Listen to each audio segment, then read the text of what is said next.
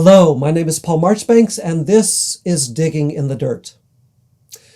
I'd like to talk about Robert Eggers' remake of Nosferatu and whether it can be rightly classed as redemptively grotesque, a label I've applied elsewhere to horror flicks like The Deliverance, and on this channel to more grounded, highly realistic films, including John Michael McDonough's Calvary.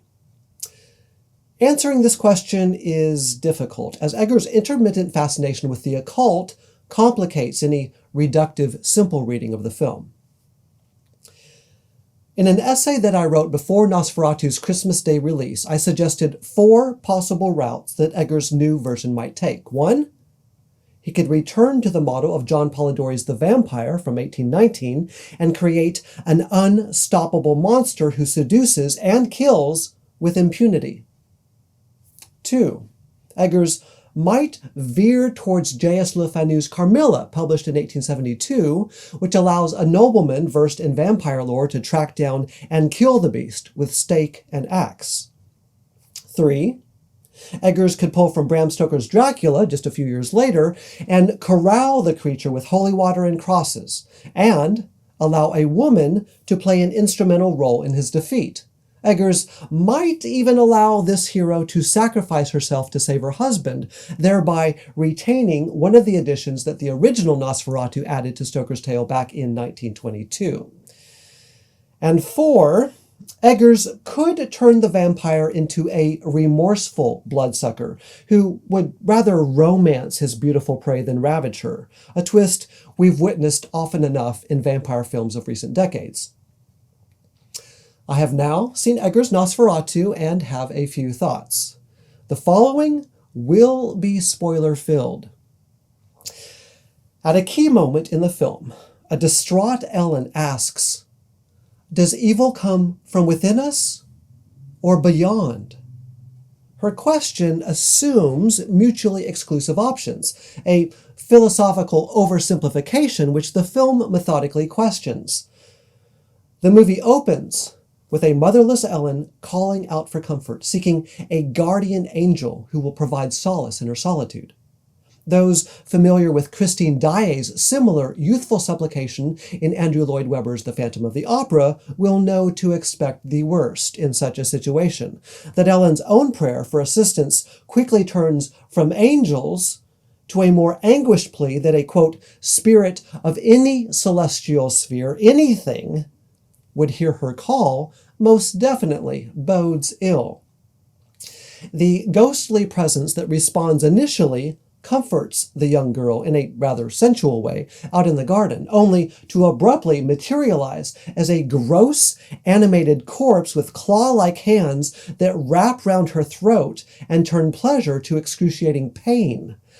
As the film explains, the child's desperation has opened her to the influence of that species of demon drawn to women whose, quote, lower animal functions dominate. Ellen's budding sexuality apparently traps her well before she has a chance to explore intimacy with a loving husband. She explains that marriage to Thomas recently curtailed those horrifying encounters with a vampire who throughout adolescence had left her spasming in some kind of epileptic seizure. Only now, as the undead Orlok renews his attentions, have the nightmarish episodes and an old habit of sleepwalking returned. Do Ellen's inexperience, isolation, and natural sex instincts excuse her unwitting dalliance with Count Orlok? She obviously did not intend to awaken the demon from his centuries-long slumber with her naive, anxious cry for companionship. Possession films like The Exorcist and Exorcist Believer pose similar questions when their own teenage protagonists explore Ouija boards or seek to contact the dead with the help of candle and pendulum. Do youth and ignorance demand that we pardon such missteps? Ellen herself seems to vacillate on this question. She refuses Orlok's advances, maintaining that she was only an innocent child when he first attached himself to her. When the ravenous monster lies and claims that Thomas has willingly dissolved his nuptial bond to Ellen and given her over to the vampire for a sack of gold, she rejects him as an unloving deceiver.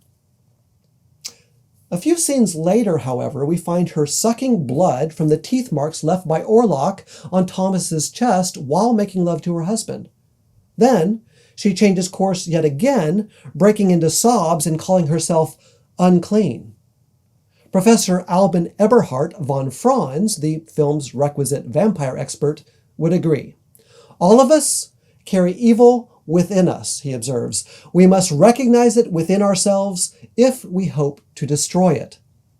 For a moment, the professor's words echo the apostles' declaration that we deceive ourselves when we say we have no sin. Where John continues to explain that confession of one's faults allows God to forgive and cleanse the penitent, Ellen switches gears yet again and insists, I need no salvation because my entire life I have done no ill but heed my nature.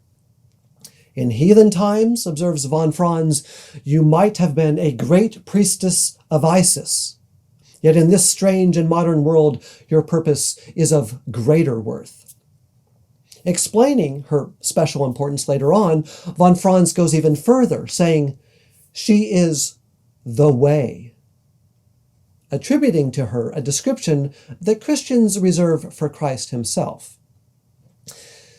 Though Ellen saves her remaining friends and family by sacrificing herself to Orlok's bloodlust until the rising sun can end him, as happens in the original film, she does not pray for rescue like her counterpart in Bram Stoker's novel Dracula, nor does she use the crosses, which she occasionally handles, to ward off Orlok when he appears.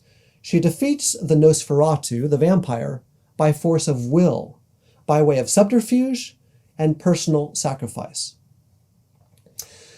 Robert Eggers, who wrote the screenplay and directs the film, appears determined to have it both ways.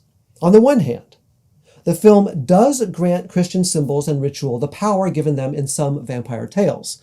Thomas survives being preyed upon by the bloodthirsty Orlok because a group of Orthodox nuns finds his body washed up on shore and nurse him back to life with holy water, Christian icons, including a cross, and prayers that call upon, quote, the might of Christ resurrecting Lazarus. When trying to drive the demonic influence from Ellen's contorting body during one of her episodes, however, von Franz calls on angels drawn from Christian and Jewish tradition, including Shamuel and Haniel, and also on demons, like Eligos and Asmodee, who, according to the medieval grimoire The Lesser Key of Solomon, were invoked by King Solomon during the creation of the temple in Jerusalem.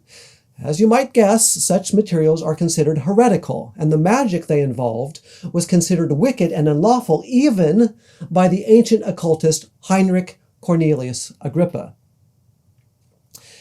As we approach the film's climax, Professor von Franz encourages our heroes to, quote, trust in God and your strength. His words allow that a creator exists who is mighty to save, to quote the prophet Zephaniah. But von Franz's words also valorize human agency as co-equal with the divine. We must crucify the evil within us, he avers, or there is no salvation. This formulation obliquely alludes to and pivots away from one particular memorable crucifixion 2,000 years ago. The film does capture unequivocally one important feature of that war between good and evil described in the Bible.